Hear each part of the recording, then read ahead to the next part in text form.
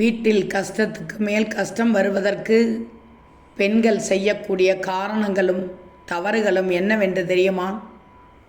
பெண்கள் தலைவிரி கோலத்துடன் பூஜை அறையில் பூஜை செய்யக்கூடாது.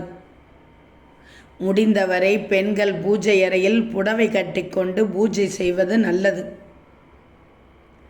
தாய் தன்னுடைய மகளை எக்காரணம் கொண்டும் கன்னத்தில் அறையக்கூடாது. அதேபோல் மகனையும் தாய் தலையில் கொட்டக்கூடாது. இதனால் தரித்திரம் ஏற்படும். மனைவி கணவரின் பின்பக்கத்தில் அடிக்கக்கூடாது. ஏனென்றால் பெண்களின் கையில் மகாலட்சுமி வாசம் செய்கிறாள். ஆண்களின் பின்பக்கத்தில் மூதேவி வசிக்கிறாள். அதன் மூலம் தரித்திரம் ஏற்பட்டுவிடும். இது தவிர உங்கள் வீட்டில் ஏற்படும் பிரச்சனைகளுக்கு உடனடியாக முடிவுக்கு வருவதற்கு என்ன செய்ய வேண்டும் என்று தெரியுமா?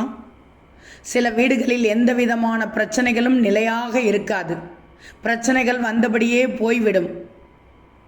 இதற்கெல்லாம் ஒரு சின்ன ரகசிய காரணம் இருக்கிறது. அதை உங்கள் வீட்டிலும் செய்தால் அதே அனுபவத்தை பெற முடியும். ஒரு கண்ணாடி டம்ளரில் தண்ணீர் ஊற்றுங்கள். அதில் சிறிதளவு மஞ்சள் தூள், 2 பச்சை கற்பூரம், 1/4 ஸ்பூன் அளவிற்கு கல்லுப்பும் சேருங்கள். அதை எடுத்து உங்கள் வீட்டின் வடகிழக்கு மூலையில் வைத்து விடுங்கள். வாரம் ஒரு முறை, குறிப்பாக வியாழக்கிழமை, பழைய தண்ணீரை மண்ணில் ஊற்றி புதிய கலவையை புதுப்பிக்க வேண்டும்.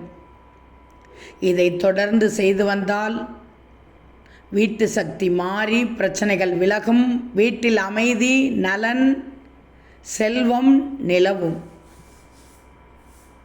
வீட்டில் பணம் குறைவதற்கு காரணம் என்ன தெரியுமா? வீட்டில் துவைக்காத அழுக்கு துணியும் அல்லது துவைத்த ஆடைகளையும் அங்கங்கே சிதறி கிடந்தால் வீட்டில் பணவரவு குறைந்து வறுமை உண்டாகும். குளித்தவுடன் துவட்டிய துண்டை கதவின் மேல் போட்டால் வறுமை உண்டாகும். காரணம், ஆடை என்பது சுக்கிரனின் அம்சம். ஆகையால் துணிகள் அங்கங்கே வீட்டில் சிதறி கிடந்தால் கண்டிப்பாக வறுமை உண்டாகும்.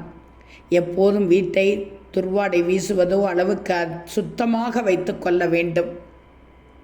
வெள்ளிக்கிழமை கண்டிப்பாக துணி துவைப்பதை குறைத்து கொள்ளுங்கள். வீட்டை சுத்தமாக வைத்து கொள்ளுங்கள்.